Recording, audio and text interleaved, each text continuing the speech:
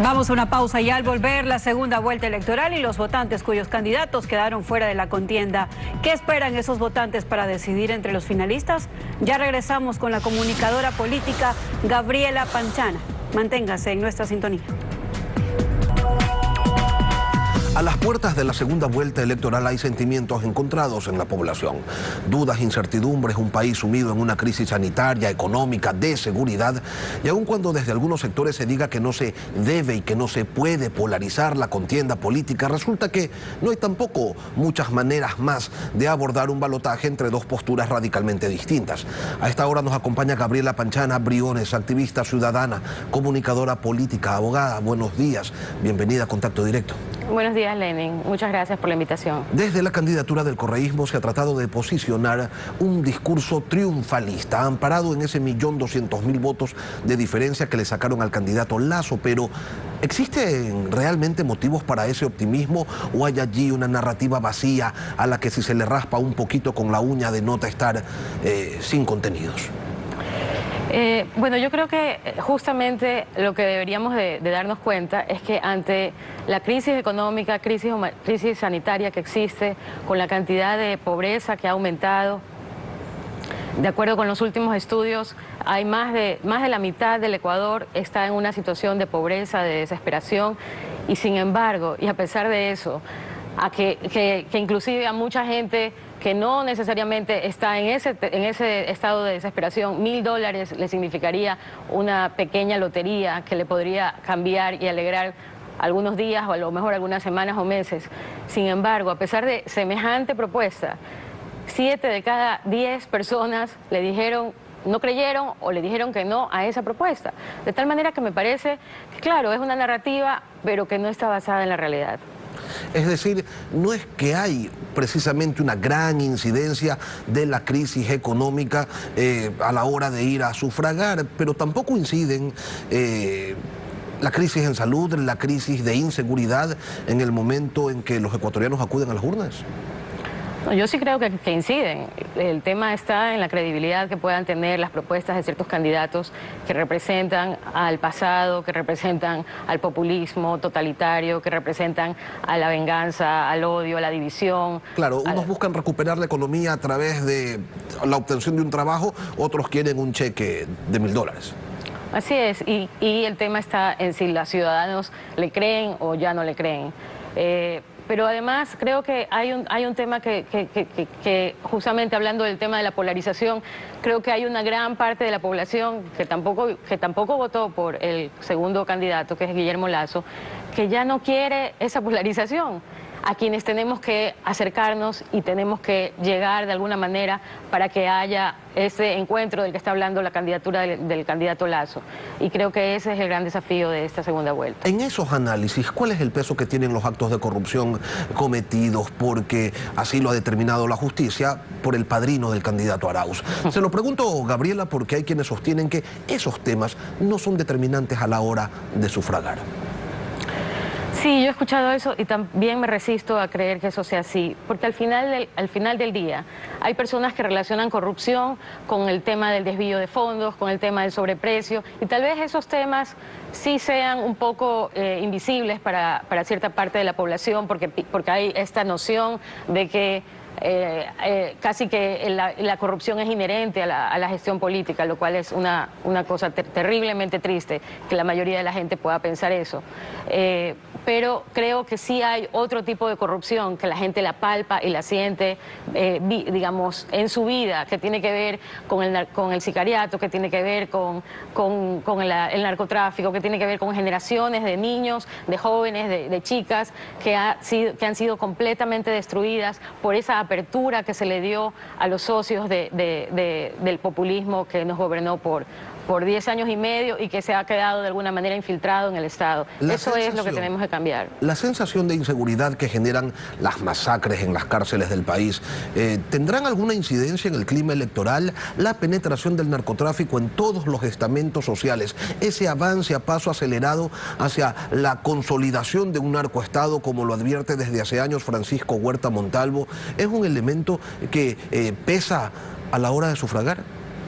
Yo no sé si la gente le pueda poner el nombre. Yo creo que es así. Yo creo que Pancho Huerta lo advirtió y lo dijo con todas sus palabras. Creo que además no es el único. Hay reportajes.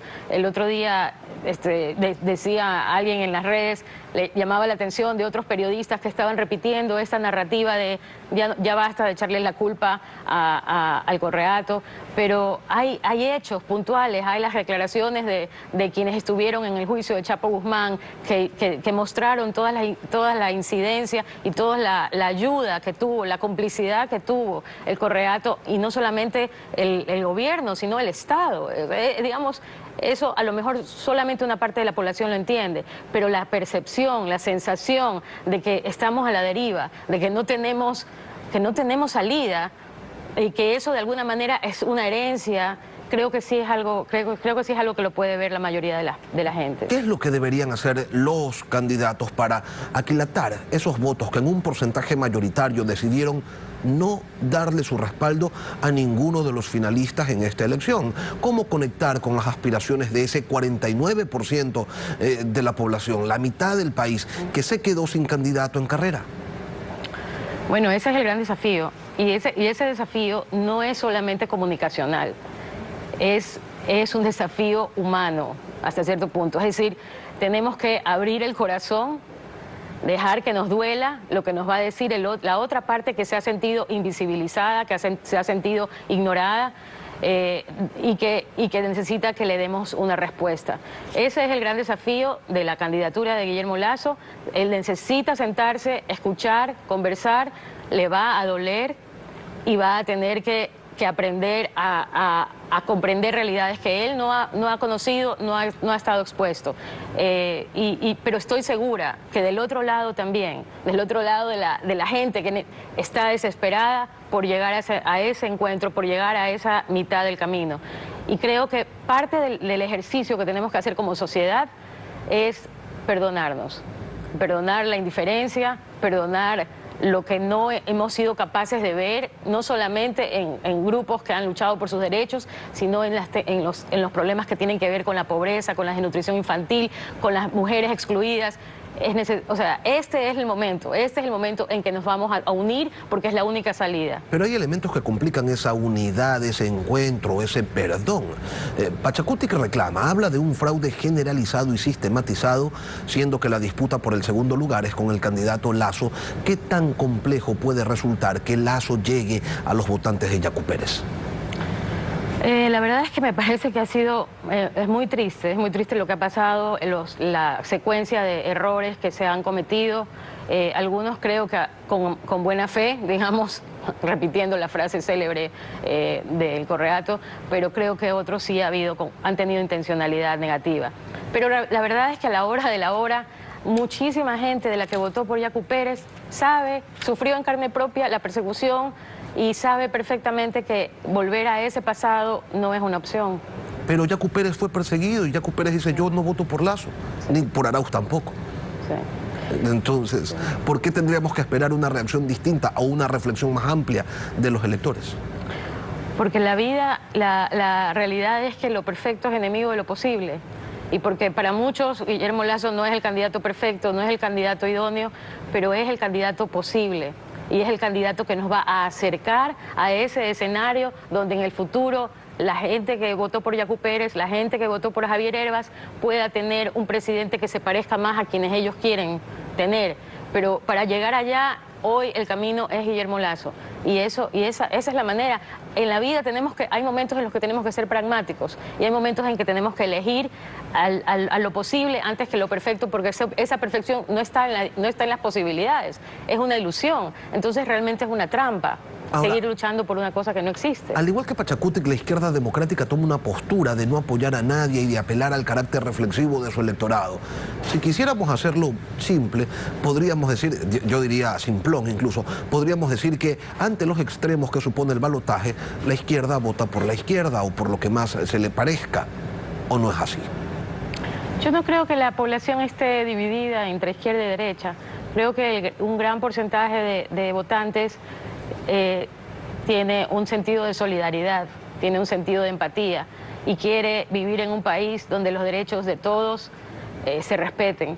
Creo que así como en los Estados Unidos, cuando se peleaba por los derechos civiles y que los negros no fueran discriminados, junto a ellos había gente blanca que peleaba por los derechos de los negros. Hoy en día hay muchísima gente, muchísimos jóvenes especialmente, que no necesariamente son parte de una comunidad LGBTI, por ejemplo, sino que quieren vivir en un país donde esos derechos sean respetados. Y eso va a ser más importante que el tema de derecha o de izquierda. Es eso, es tener esa sensibilidad, esa cordura de saber que estamos en un país donde hay muchísimas comunidades, muchísima diversidad, muchísima pobreza, muchísima necesidad, y tenemos que ser capaces de ponernos de acuerdo y de llegar por lo menos a puntos de encuentro mínimos para seguir adelante. Acuerdo y cordura. Hay cosas que no se entienden en la política ecuatoriana, Gabriela. Izquierda Democrática y Pachacutic hacen una alianza legislativa y se declaran de oposición sin saber siquiera quién va a ser el próximo gobernante. Tomando en cuenta las diferencias entre los candidatos finalistas, esa postura equivale a decir: me opongo a todo. Acuerdo y cordura. Bueno, creo que justamente ese es el gran desafío de la ciudadanía. La ciudadanía que, como dije el otro día, no se rindió por más que tuvimos la persecución, el odio, la división, el estado de propaganda, no nos rendimos. Esa misma ciudadanía es la que tendrá que llamar la atención de los políticos y decirles: por favor, ya no más división. Ahora, esto significa que el próximo presidente va a tener que gobernar con mayorías móviles en el legislativo, que con la excusa de pactos exclusivamente de asamblea suelen terminar cogobernando. No es precisamente el mejor de los escenarios.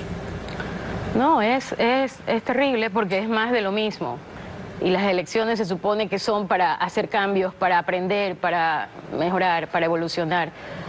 Yo creo en la presión que podemos hacer desde la ciudadanía, desde las voces, y que podamos exigirle a nuestros políticos que llegaron por nuestros votos a la Asamblea que sean un poquito conscientes de la necesidad de llegar a acuerdos que nos permitan salir adelante. Gabriela Panchana, abogada, comunicadora política, activista ciudadana. Gracias por acompañarnos esta mañana aquí en Contacto Directo.